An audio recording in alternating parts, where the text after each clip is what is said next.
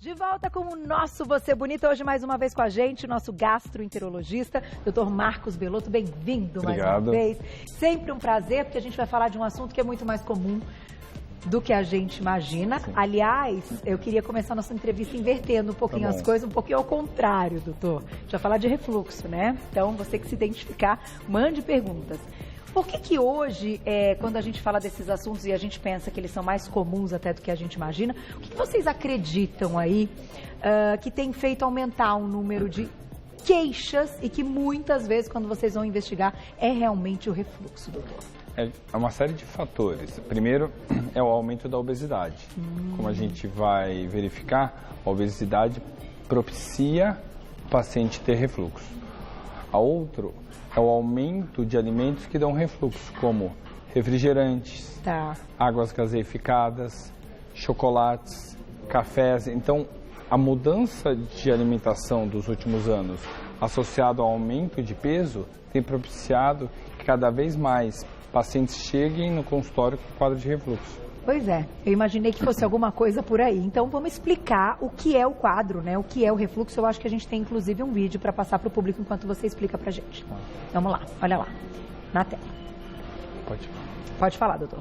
Como a gente vai observar, a alimentação está descendo pelo esôfago e chegando no estômago. Vocês percebem que tem como se fosse uma válvula, que é o esfíncter inferior do esôfago, que ele permite que o alimento desça para o estômago, mas ao mesmo tempo ele não volte. Quando a gente tem um defeito desse esfíncter, ocorre a saída do líquido de alimentos do estômago indo para o esôfago. E com o tempo ele vai produzindo o que? Lesões. Aqueles pontinhos vermelhos era inflamação, que é a esofagite, que todo mundo conhece. Conforme a gravidade do refluxo, ele vai inflamando o esôfago cada vez mais alto. Como a gente vai ver, ele pode subir até a região da garganta e algumas vezes pode ir, inclusive, para o pulmão, que são os sintomas extraesofágicos que a gente fala. Então, o que causa a sensação, que nós vamos falar agora dos sintomas, é a volta desse ácido. Isso, porque, bem grosseiramente para entender, está queimando o esôfago. Do mesmo jeito que a gente vai na praia, acaba se queimando e fica ardido, a mesma coisa, bem grosseiramente, ocorre no esôfago, porque o ácido que não era para estar lá, era para estar no estômago, ele acaba subindo para o esôfago, dando todos os sintomas. Dependendo da quantidade e do quanto que sobe, a gente vai ter sintomatologias diferentes. Então vamos falar alguns sintomas até, porque como você disse, de repente uma pessoa não tem todos eles, tem a parte deles e já indica refluxo, né? Isso. Basicamente a gente consegue dividir em sintomas esofágicos e extraesofágicos. Os esofágicos é desde queimação, como o paciente fala, na boca do estômago, azia, que eles falam que eles ficam, que come, parece que não fez bem, até quando eles falam que ele tem uma pressão, um aumento da pressão no peito. Tanto é que um dos diagnósticos diferenciais, quando o paciente chega ao pronto-socorro com dor torácica, é excluir causas não cardiológicas. E uma delas é a inflamação no esôfago torácico. Puxa, isso daí é importante, né? Sim. Porque uma dor no peito sugere outras coisas que até trazem uma preocupação maior, né? Sim. E conforme vai aumentando a inflamação do esôfago, vai aumentando a intensidade. E daí tem os sintomas que muitos pacientes vão deitar, comem, tem refluxo, vão deitar e começam com o quê? Quadro de tosse. Daí são sintomas extraesofágicos. Tem outros quadros como rouquidão, pneumonia de repetição, que pode estar correlacionado com refluxo.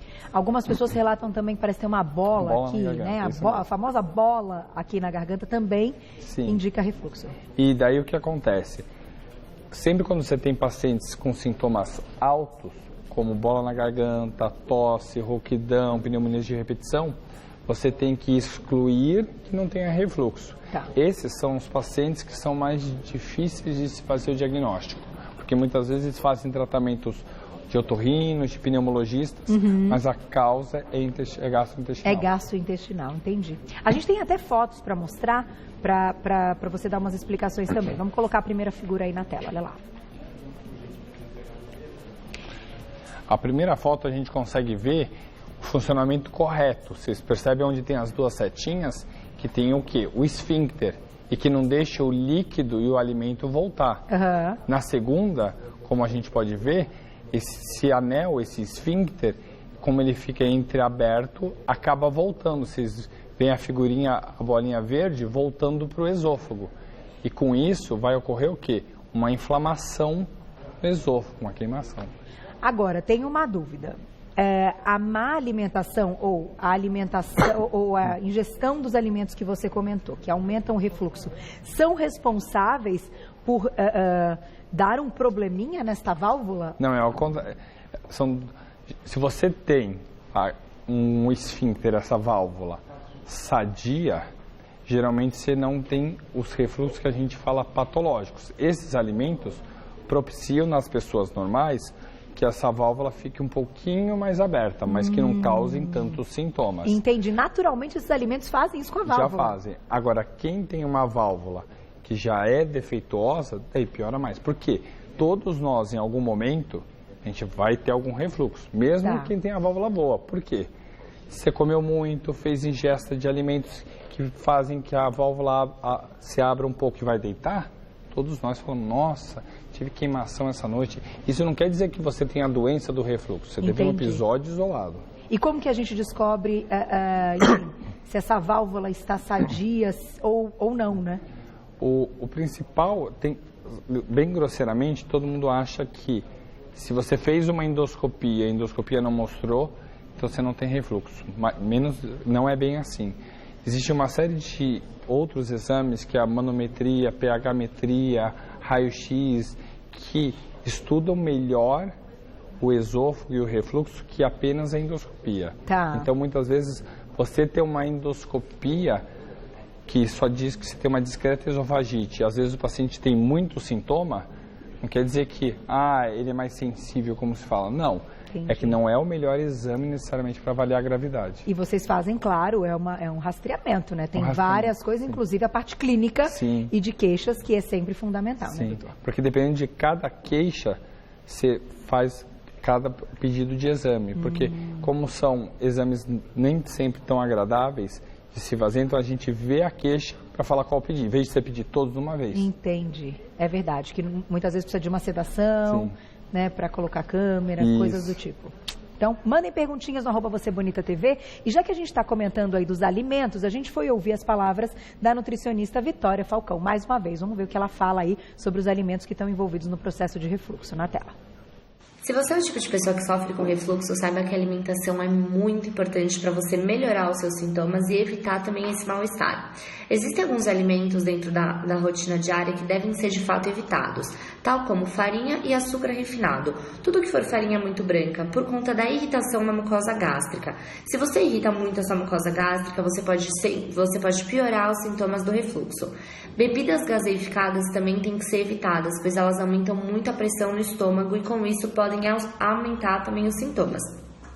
Bebidas alcoólicas, excesso de cafeína, excesso de chás podem piorar também por conta da acidez gástrica. Se você aumentar a sua acidez, os sintomas do refluxo ficam muito mais à tona. Obrigada, Vi. Um beijo para você. Quem quiser saber mais do trabalho dela, é só acompanhar lá no Insta. Ela tem postagens sempre muito legais. Aliás, eu acompanho. Ela é uma das poucas pessoas que eu acompanho todos os dias com as dicas de nutrição lá nos stories. Nutri_Vi Falcão sem acento. Tudo junto para você encontrar o trabalho. Obrigada, viu, Vi? Doutor, tem uma pergunta. Como é que a gente preserva a nossa válvula? Tem como preservá-la? Sim, existem mecanismos que a gente não vai judiar dela. Uma delas é não engordar. Porque imagina, você vai ter um excesso de gordura em cima do estômago. Então vai estar fazendo uma pressão no estômago, forçando para você ter o refluxo. Entendi. Outra coisa, não dá para você comer e deitar. O que se preconiza é esperar de 2 a 3 horas. Por quê? Quando você vai deitar, pela própria gravidade do estômago, está de pé, ele vai ficar deitado, querendo voltar para o esôfago. Entendi. E a segunda coisa, evitar, na medida do possível, tomar líquido com as refeições. A gente sabe que tomar líquido com as refeições tem outros problemas, mas piora também a chance de você ter refluxo. Que coisa, então dá para preservar a válvula. Dá para preservar. Quem, claro, já tem aí a indicação de algum tratamento e já diagnosticou o refluxo, seguir a prevenção também é sempre melhor para não piorar, né, doutor? Vamos deixar clara essa parte também. A grande maioria dos pacientes que chegam, eles não são cirúrgicos. Pelo contrário, felizmente é a minoria. A grande maioria a gente consegue, com orientações dietéticas, mudanças de hábitos de vida, tratar o paciente sem mesmo ele nem precisar ficar tomando remédio continuamente. A gente vai colocar a perguntinha do público e já vamos voltar nessa parte dos medicamentos, que tem alguns que as pessoas se automedicam. Sim. E tal, e que podem ser perigosos, sim, né? Na tela, quem escreveu pra gente, olha lá. Obrigada, Dani, um beijo. Tenho refluxo há muitos anos e recentemente descobri que tenho hérnia de hiato. O refluxo não tratado pode ter gerado essa hérnia? Então, doutor, o que é a hérnia de hiato? E vamos responder a perguntinha da Dani. Obrigado, Dani, pela pergunta. O refluxo em si não gera hérnia de hiato. A hérnia de hiato, no caso, é uma parte do estômago e do esôfago que deveriam estar dentro da cavidade abdominal, tá, eles se deslocam para o tórax. Então, isso pode propiciar o aparecimento do refluxo. Então, tá, assim, você pode ter refluxo sem ter hérnia de hiato? Pode, como a gente viu que é pelo defeito da válvula. Quando ela tem a hérnia de hiato, é um mecanismo a mais para se ter o refluxo. Entendi. Caminham juntos, então. Então, como ela disse, ela tem que tratar a hérnia de hiato. Isso. Que possivelmente ela vai conseguir diminuir ou tratar o refluxo tratando a hérnia de hiato. Isso. É isso. Tá, e tem mais perguntinha do público na tela, olha lá.